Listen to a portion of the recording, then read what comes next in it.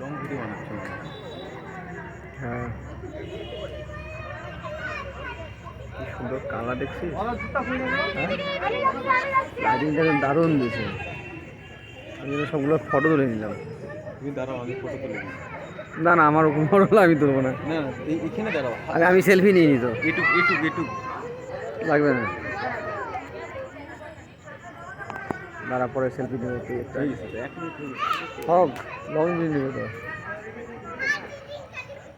3 minute লাগে না video? 3 মিনিটে ভিডিও।